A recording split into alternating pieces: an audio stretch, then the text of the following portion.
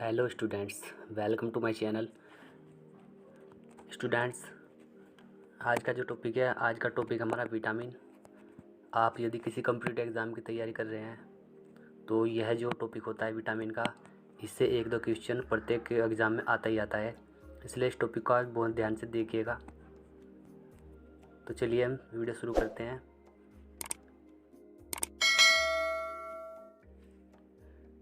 यदि आपके एग्ज़ाम में विटामिन से संबंधित कोई भी क्वेश्चन आता है तो वह इस टॉपिक से कवर हो जाएगा। तो चलिए सबसे पहले बात करते हैं कि विटामिन की खोज किसने की थी। यदि विटामिन की खोज की बात करें तो काश्मीर फंक ने 1912 में विटामिन की खोज की थी। यदि बात करते हैं विटामिन के परिचय के बारे में, तो विटामिन भोजन के वह अवयव होते हैं जिनकी सभी जीवों को अल्प मात्रा में आवश्यकता होती है। रासायनिक रूप से यह कार्बनिक यौगिक होते हैं, अतः उसी यौगिक को विटामिन कहा जाता है जो शरीर द्वारा पर्याप्त मात्रा में स्वयं उत्पन्न नहीं होते, बल्कि भोजन से शरीर को प्राप्त होते हैं। किससे होते हैं? भोजन से शरीर को प्राप्त होते हैं। ये बात याद रखिएगा।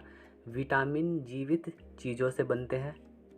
यदि हम उदाहरण के लिए बात करें तो जैसे गाजर जो है बीटा कैरोटीन का उत्पादन करती है, ठीक है, तो जिसे शरीर विटामिन ए में बदल देता है। यह तो था विटामिन का परिचय। अब बात करते हैं विटामिन के प्रकार कौन कौन से हैं।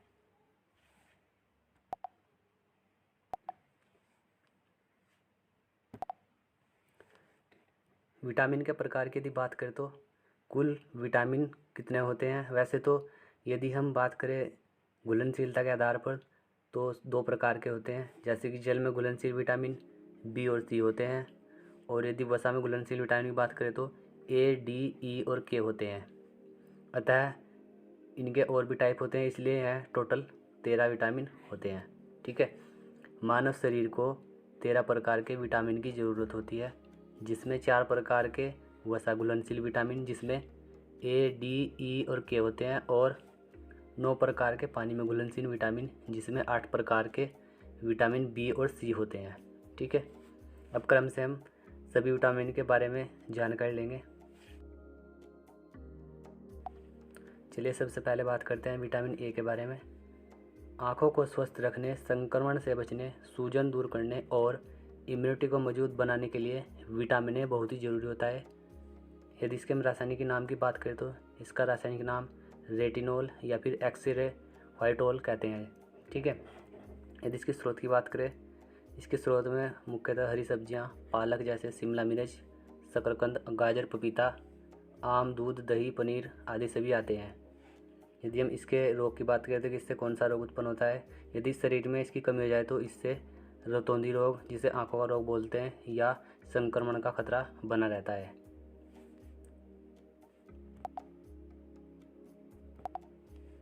अब बात करते हैं विटामिन बी की। यदि विटामिन बी की बात करें तो शरीर और दिमाग को स्वस्थ रखने के लिए विटामिन बी बहुत ही ज़रूरी है, तथा इसमें नाइट्रोजन पाया जाता है। ये बहुत ही इंपॉर्टेंट क्वेश्चन बन जाता है। इसमें क्या पाया जाता है? नाइट्रोजन पाया जाता है। यदि इसका रासायनिक नाम की बात करें तो बी कॉम्प्लेक्स इसका रासायनिक नाम है, जो कि पेपर में बहुत बार पूछा गया है। अब बात करते हैं इसके स्रोत की। इसके मुख्यतः स्रोत जैसे अंडा, सोयाबीन, टमाटर, अखरोट, बादाम, गेहूँ, ओट्स, चिकन, फिश, दूध जैसे खाद्य पदार्थ इसके अंतर्गत आते हैं। इसमें विटामिन बी पाई जाती है। विटामिन बी कुल 8 प्रकार के होते हैं। इसमें सबसे पहले है B1 होती है, जिसे हम थायमिन भी बोलते हैं। इसकी कमी से बेरी-बेरी नमक रोग हो जाता है। दूसरा आता है इसमें B2 विटामिन, जिसे राइबोफ्लाविन बोलते हैं। इसकी कमी से शरीर के बाहर में कमी आ जाती है। इसकी कमी से शरीर के बाहर में कमी आ जाती है, ठीक है। नेक्स्ट है B3, जिसको नियासिन बोलते हैं। इसका रोग जो है पेलाग्रा हो जाता है इसकी कमी से।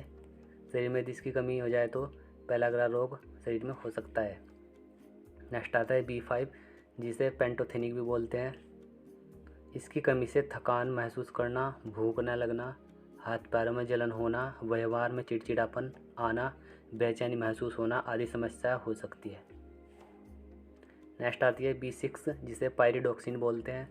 इसकी कमी से शारीरिक वृद्धि रुक जाती है, ठीक है। यदि B7 की बात करें तो इसको बायोटिन बोलते हैं। इसकी कमी से त्वचा सल्की, मांसपेशियों में दर्द, कमजोरी, भूख में कमी, रक्त शून्यता आदि आती है। लास्ट आती है हमारे B9 जिसे हम फोलिक अम्ल बोलते हैं। इसकी कमी से रक्त अल्पता जिसे एनीमिया की कमी बोलते हैं, एनीमिया रोग बोलते हैं, मुंह में अल्सर जैसी बीमारी हो सकती है। नेक्स्ट है हमारी B12 साइनोकोबालमीन। इसकी कमी से आरक्ता रोग हो जाता है। अब बात करते हैं विटामिन सी के बारे में। इम्यूनिटी को मजबूत बनाने के लिए विटामिन सी बहुत ही ज़रूरी होता है। विटामिन सी से रोग प्रतिरोधक क्षमता मजबूत होती है।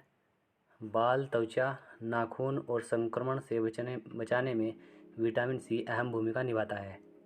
यदि हम इसके रासायनिक नाम की बात करें तो एस्कॉर्बिक अम्ल इसका रासायनिक नाम होता है। और यदि इसके रोग की बात करें तो यदि शरीर में इसकी कमी हो जाए तो इससे स्कर्वी नामक रोग हो जाता है। बात करते हैं इसकी स्रोत की। स्रोत में मुख्यतः खट्टे फल और हरी सब्जियां जिसमें आंवला, संतरा, नींबू आदि आते हैं, इसके स्रोत होते हैं।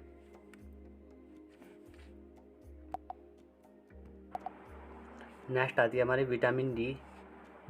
विटामिन डी हड्डियों और दांतों को मजबूत बनाने के लिए बहुत ही ज़रूरी होती है।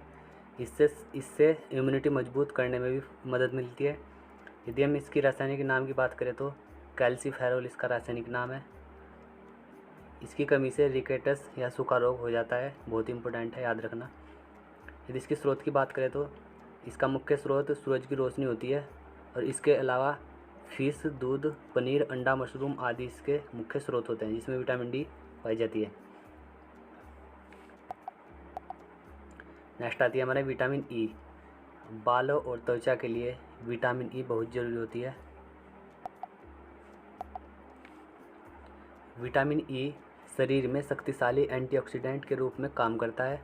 यदि इसके रासायनिक नाम की बात करें तो टोकोफेरोल इसका रासायनिक नाम होता है, जो कि एग्ज़ाम में बहुत बार पूछा गया है। यदि इसके रोग की बात करें तो इससे कौन सा रोग उत्पन्न हो सकता है? इससे नपुंसकता, जिसे प्रजनन शक्ति क्षीण होना आदि जैसे रोग हो सकते हैं।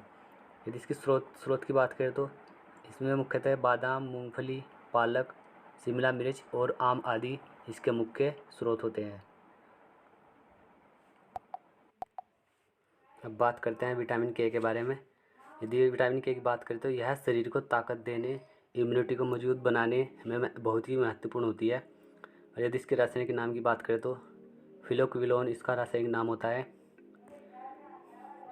और इसके यदि रोग की बात की जाए तो रक्त का थक्का न बनने में यह बहुत ही सहायक होती है। विटामिन से संबंधित हमने इस टॉपिक में सभी पॉइंट कवर कर दिए गए हैं। मिलते हैं नेक्स्ट वीडियो में एक नए टॉपिक के साथ। तब तक के लिए धन्यवाद एंड टेक केयर।